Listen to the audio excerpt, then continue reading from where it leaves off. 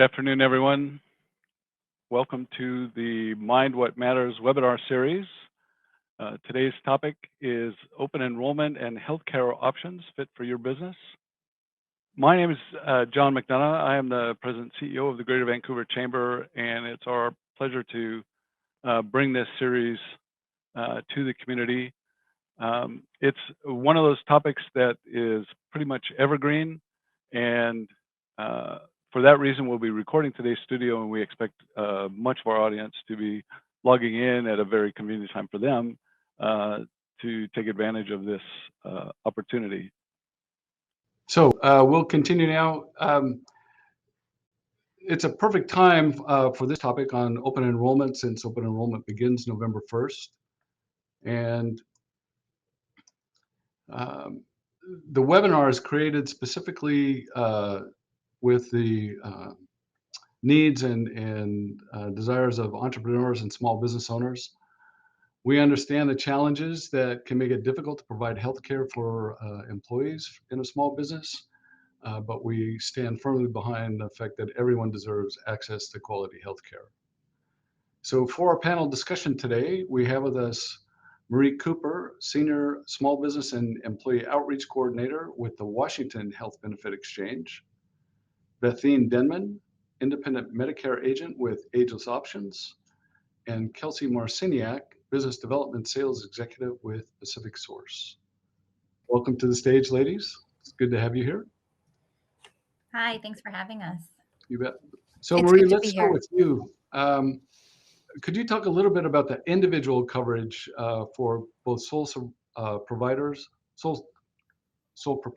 excuse me, as well as small employers and the plans available for their employees? Yeah. So I do wanted to say, if you're not familiar with the Washington Health Benefit Exchange, we operate the state's official online health insurance marketplace, Washington Health Plan Finder. So through Washington Health Plan Finder, this is where individuals can purchase an individual plan. So we don't offer group plans through Washington Health Plan Finder. So how that would look for a small business would be the employer would have their plan and the employees would have their plan. They're not connected. So it really, for those small businesses that maybe it's a struggle for them to, or the small business owners where it's a struggle for them to meet like the participation requirements with a small group plan, or the minimum contribution requirements. And what I mean by that is the employer has to contribute a portion of, or pay a portion of their employees' monthly costs, their premiums for their health insurance every month. If that's a struggle for them, then an individual plan would be something that they should look into and getting coverage for themselves.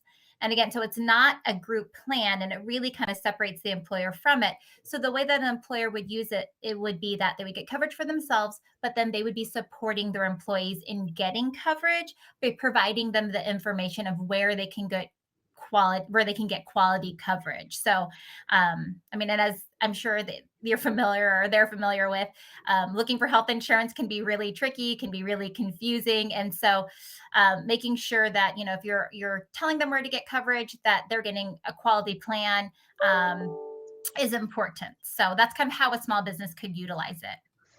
And is there a deadline then for the 2024 coverage for the independent plans?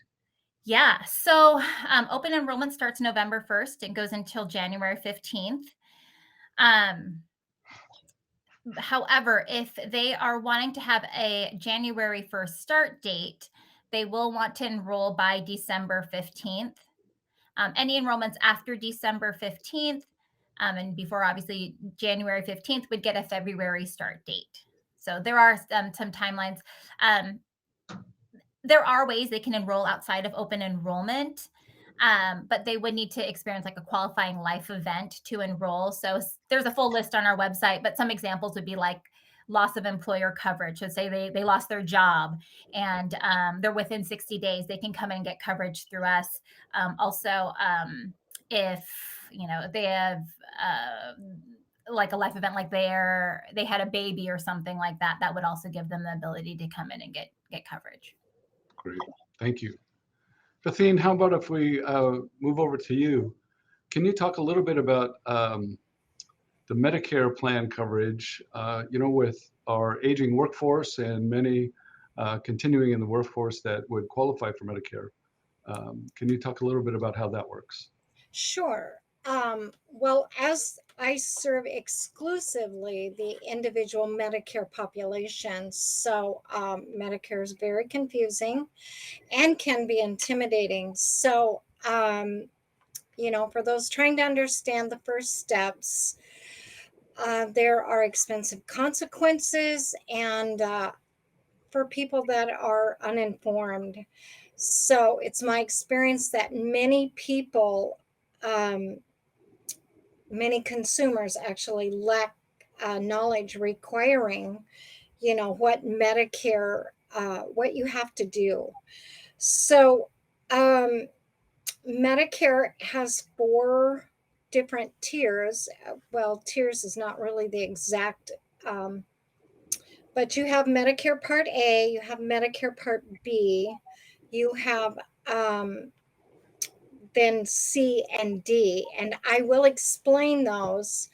But I really strongly believe that in the workforce, if the businesses would provide Medicare 101 coverage or 101 information for people, then from like age 63 to 64 and a half, which is the time they need to really start looking at when they're going to be signing up, that would give them the information they need as to what plan would be the best for them. So, and that would also stop them from having any kind of associated penalties, because there are 2 penalties, and those penalties will follow you for the rest of your life. So let me give you kind of an overview of Medicare. When people turn 65, they're not required to start their Social Security. But they are entitled to Medicare Part A as long as they have worked 40 quarters or 10 years. You can access the Part A at no cost. And then, depending on your financial circumstance, some people may choose to work past age 65, and we see that a lot in the workforce. Others will be ready to say, I've had enough, I'm hanging this up, and they'll go on and go on Medicare. So anyone who chooses to continue to work past age 65 must ensure they have the credible coverage or group coverage that is as good or better than the Medicare standard. So for both medical and prescription drug coverage through their employer or their working spouse. So that's a really key point. They have to have either it through their employer or a working spouse. If you just go out and purchase like a Washington Health plan, that will not cover you, will not be credible coverage for you. So otherwise, you will be subject to the permanent penalties that are imposed by Medicare. So I'm not sure how far you want me to go. Bethine, let's go back for a second. You said that your specialty is the individual coverage for That's Medicare, correct. but that it would be helpful if employers provided that introductory to Medicare training to their employees. So Correct. where would they find the source for that information? They could contact me. I could come in and do that. All of my information is free of charge. So I could come in, educate the employers, the people that are 63 and a half, or an independent broker, someone like that has that information for them. And it's just called a 101, Medicare 101, that would, tell them the benefits and the information on Medicare, what they need to do and where to start. Great. Well, you were talking about credible coverage. So how about if we move on to Kelsey Marciniak? who's with Pacific Source and works in the group coverage area. So Kelsey, can you give us a little information about that? Yes, each carrier is going to be able to provide a list of their credible coverage plans. So some plans don't meet Medicare's guidelines for that, but you should be able to reach out to either your broker or your carrier directly, and they'll be able to, one, tell you if you're on a credible coverage plan or get you a list of which plans do qualify for the credible coverage. Okay. And I know in the state of Washington, small group plans are pretty slim, or the size of the small group has to be of a certain number of employees or something. So most carriers can go down to one employee, but it has to be a common law employee. It cannot be the owner and it cannot be the owner's spouse. Um, some carriers can write children that do not have a financial gain in the company. Some won't do that. It just depends on their interpretation of the OIC's guidelines. But most brokers have access to that small group insurance.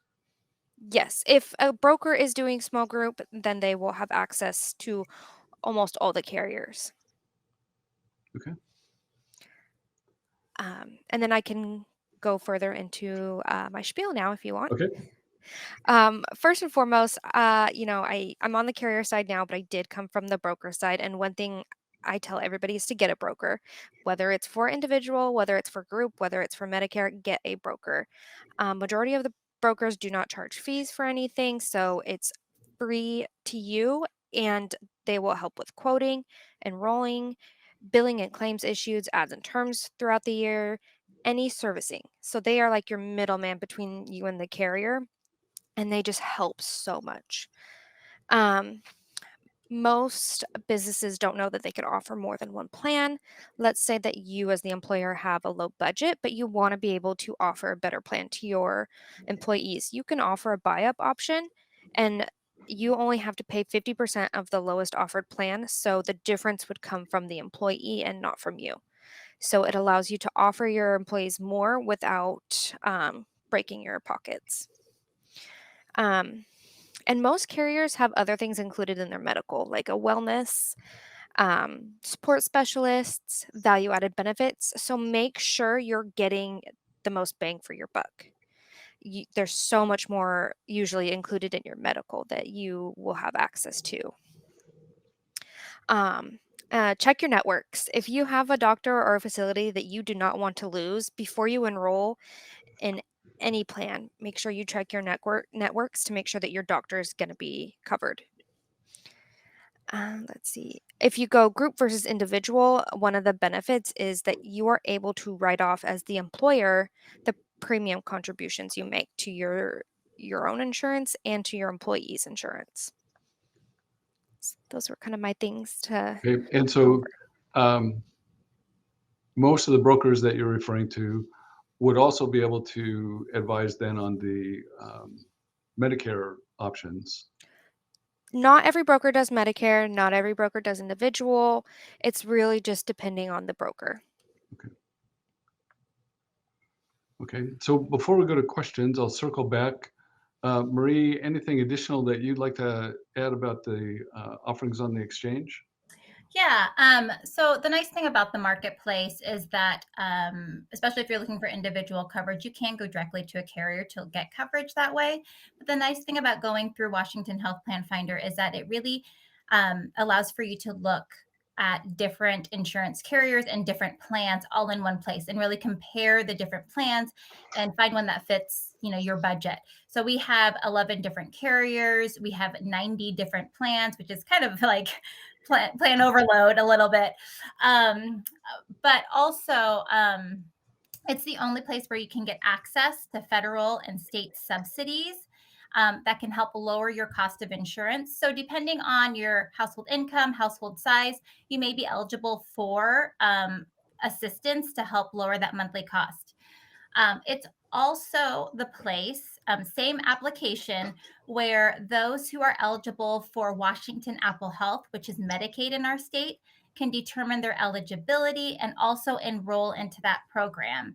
So it all being in one place allows for somebody to fill out one application. They can see what financial assistance they're eligible for. And then once they fill that out, they would get an eligibility result kind of telling them, you're eligible for Medicaid or you're eligible for a qualified health, qualified dental plan.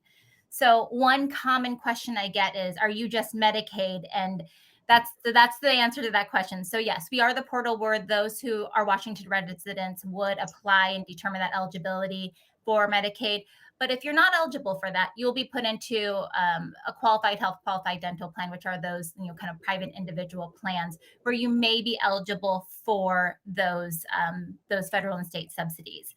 And I can say that there are those, I think 34,000 that are enrolled with us are getting premiums or monthly costs. Premiums are what you pay monthly, that have premiums that are under $10 a month, and they're not on Medicaid. So they are, those do help in bringing down that cost. The other thing I wanted to bring up was I do get questions about, is an employer able to contribute to their employees' premiums with an individual plan? And so through Washington Health Plan Finder or through an individual plan, there really isn't a way that you can do that because they're all separate, they're all individual. If you wanted to do something like that, you could open like an HRA, a health reimbursement arrangement. We don't offer those. You'd have to work with an administrator who can do that, but that would be a way that you can use an individual plan and then contribute to that HRA to reimburse your employees for some for their premiums or some medical expenses as well. And the nice thing about that is that you don't have to have a set amount. You could say, $100 or $50. It really kind of is an option of whatever the employer is comfortable with contributing to that HRA. I get the question about health stipends, which is just adding extra money into their employees' paychecks every month for them to go out and purchase health insurance. That is an option. Some people do that. The only thing with that is, if your goal is to make sure that they're getting health insurance, that's no guarantee that they're getting health insurance with it. Secondly, if they are getting health insurance through us, that may affect, any eligible tax credits or subsidies, or even, being eligible for Medicaid if it's adding into their annual income and kind of raising that to be over some certain thresholds. We also, as Kelsey mentioned, we do have statewide assisters that are able to assist free of charge. We have navigators, we have tribal assisters, we have brokers or producers used interchangeably. And then we also have enrollment centers where people can go in and talk to somebody face-to-face if they'd like. Our call center, they're able to assist in over 200 different languages. So if somebody would like to speak with somebody and get assistance in a preferred language, they can reach out to them, and then also request materials to be sent in that preferred language as well. So we're just really trying to make it more accessible for everybody to be able to get the health insurance that they need. Last thing is, just wanted to add, going into the 2024 coverage year, for open enrollment this year, this is new, we are inviting all Washington residents to be able to enroll into coverage regardless of immigration status. So now, and that starts November 1st for a qualified health plan. They would their coverage would start for the 2024 coverage year, kind of following the same rules of enrolling by December 15th to get that January 1st start date. There is a Washington Apple Health expansion that's also happening for this population, but that's rolling out July 1st. Okay, not till mid-year. Mm-hmm. Yeah. Okay. Thank you. And Bethine, I don't know that we want to go too deeply into the weeds in terms of each of the 4 components of Medicare, but what else should the business owners listening in know about setting up their employees for success with Medicare? Well, I think the most important thing really is the 101. But, They also need to be aware that, if their excuse me, I'm so sorry, if their employee, um, part B, which is the part of Medicare that you pay for, you hear people talk about it. This year, they are paying for the lowest tier, $164.90.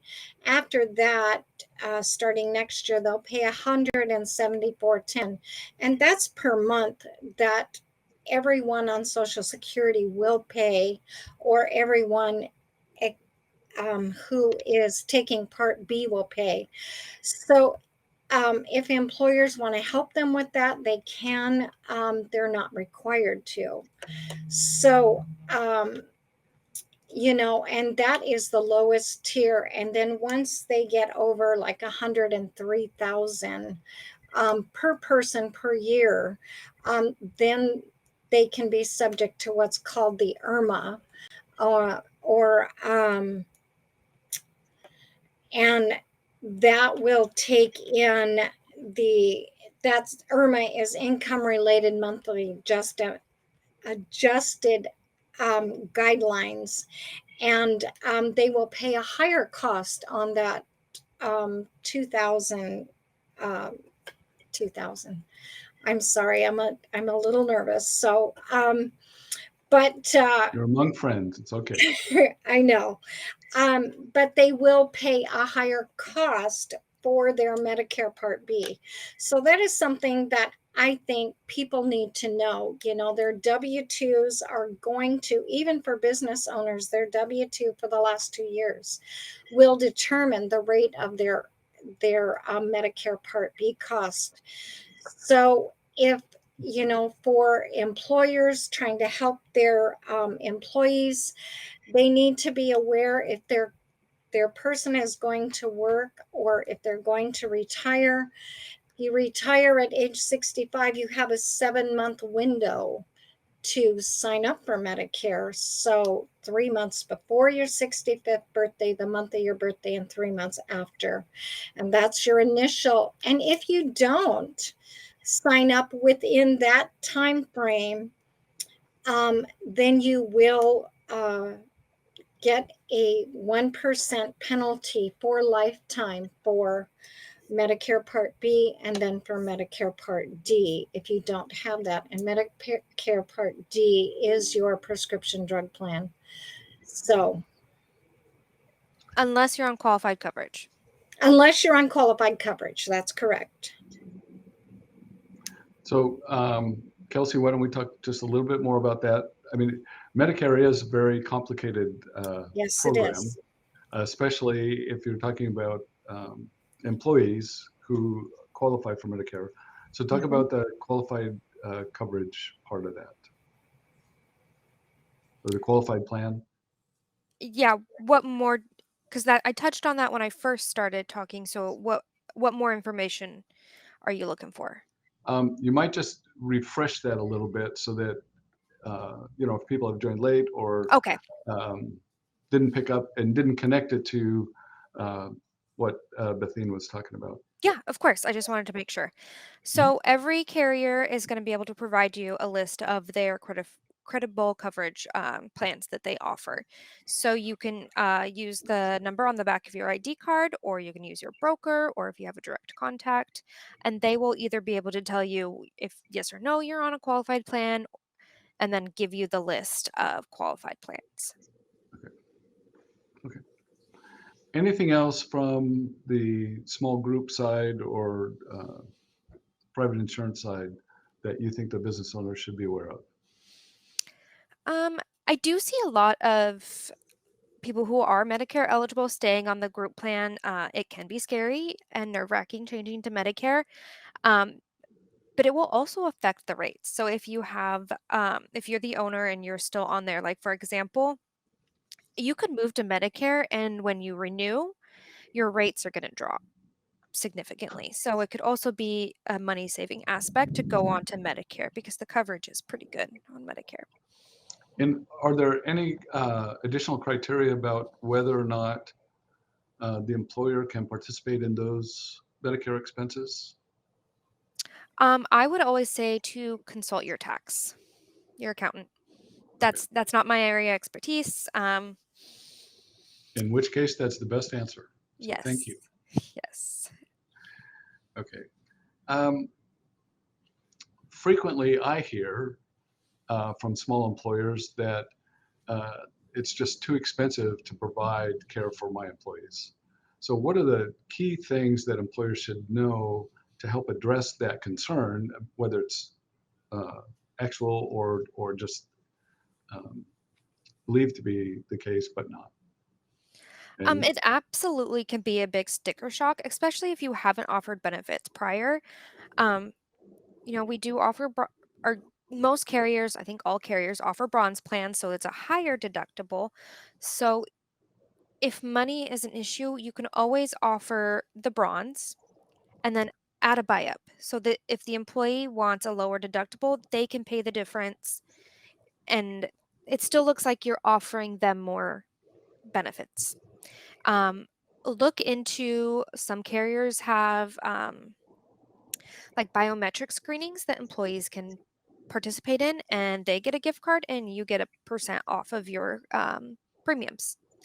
Some carriers have extra programs like reimbursement for up to $150 of reimbursement towards things like CPR classes, nutrition classes, prenatal classes, stuff like that. They have programs that called Assist America that will help you if you're 100 miles or more from your house, help you get home with any issues you may having, whether you lost a suitcase, whether you're in the hospital, whether you're alive or dead. They will get you home. They will get all your things home and help with that. Some carriers have member support specialists who will help with utility bills, housing insecurity, food insecurity, transportation to and from your appointments, and anything else you may need. So you really just need to find the carrier that's going to give you, the employer, and your employees the best bang for your buck. And not every carrier is meant for every group.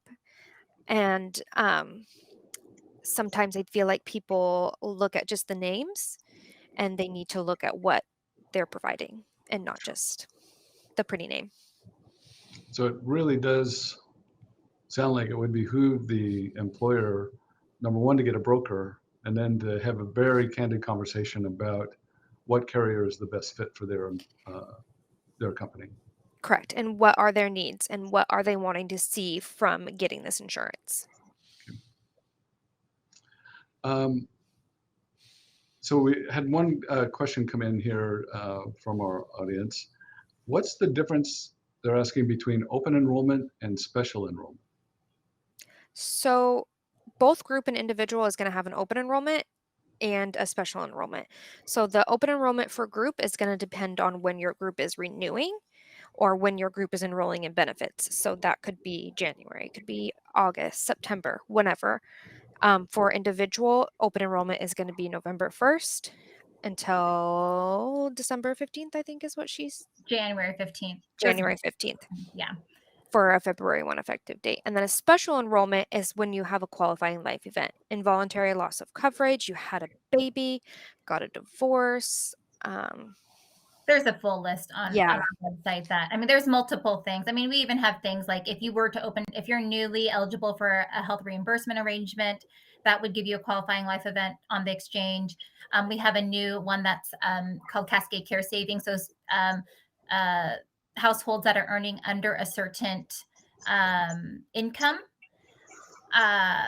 that are not eligible for Medicaid, so above that threshold, but are going into a qualified health plan, there's a special enrollment for them. So there's a list and a lot of different options on them on there on our site. So, but that would be what that special enrollment period is. Okay. I'm not seeing any other questions coming in. How about if we move to maybe some closing remarks in terms of the key takeaways from your specific area that you think employers should take with them? And Marie, we'll go back to you. Sure. Yeah. I guess what I would just say is that I understand finding health insurance can be really challenging. I mean, there's so many sites out there, so many plans out there, and this can be really confusing. Just knowing what your options are is one thing that I would recommend you kind of exploring. Um, through like my services, what I do here at the exchange is I actually work with small businesses and help them understand their options in a really easy, digestible way. And it doesn't have to be that they're looking at individual plans. So if there was a small business owner that was interested in just learning what their options are, I'm open to speaking with them. I'll talk about like individual plans, obviously on Washington Health Plan Finder, what that would look, the benefits of that. But then I also do talk about a little bit about group plans, HRAs, HSAs, like different options that they could utilize to help their business, and just kind of give them all that information and then provide them the resources for them to be able to get the coverage that best fits what their needs are. So really, again, that is my goal, is to make sure that they get the information they need, and then they can find the coverage that best fits what their business, where they are in their business. So again, we offer individual plans through Washington Health Plan Finder, but we do have brokers, and I partner really closely with our brokers in our enrollment centers. They are certified on the exchange to sell individual plans, but they're also certified to sell small group plans. And so when I'm talking to a small business and they are interested in looking into group plans or really diving in and looking at pricing to compare that, I will refer them to one of those brokers in our broker enrollment centers to kind of expand on the conversation that we had. So really trying to be a resource for small businesses. And there was one other thing I was going to mention. Oh, if you are curious about what you may be eligible for, we do have on our website something. It's on the homepage. It's under the menu bar that says, "What would you like to do today?" It's Browse and Compare. There's a button there. If you were curious of finding out what plans are available in your area, an estimate of the financial assistance that you may be eligible for, or if you kind of understand what your employees have and what their household would look like, you can go in there and put that information in there, and it will give you an estimate of that financial assistance you can receive, and then also you can view the plans that are available in your area. If you want the most accurate amount of financial assistance, you will actually want to fill out an application. Filling out an application does not require for you to actually have to enroll into a plan, but it would give you that information. So, and then the last thing again is, don't get frustrated with the application. Our system is set up to be self-serve, but if you run into any questions or would just like to speak with somebody about, if you're a small business owner, reporting your income, that might be a big one. Like, how do you report that? You have highs and you have lows. Connect with one of our sisters. Our brokers are great. Our navigators are great. They're all free of charge, and they're there to help you so you can get the coverage you need. Great. Well, Maria, it sounds like there are a tremendous amount of resources there for our employers to take advantage of. And I noticed we just put a link in the chat for anybody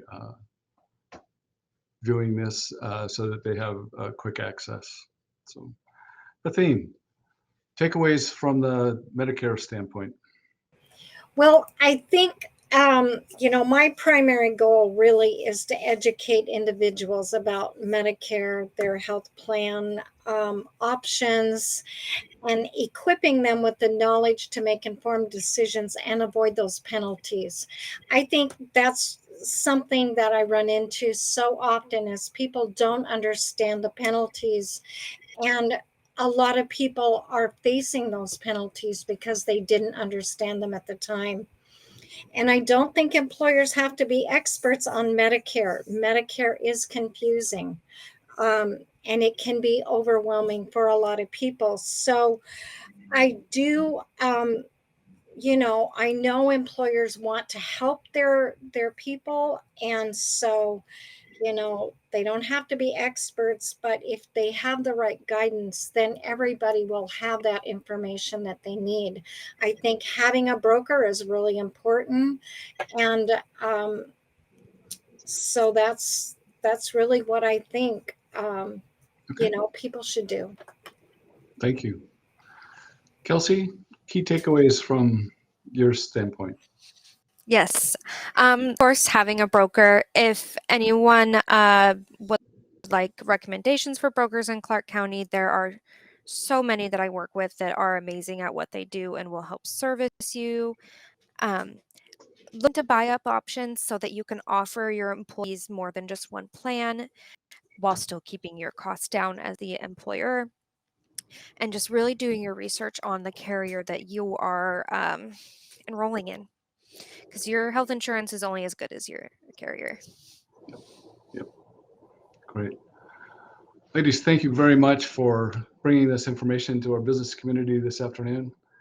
Before we go, I do want to draw attention to the 5 companies in our region who have sponsored the Mind What Matters webinar series.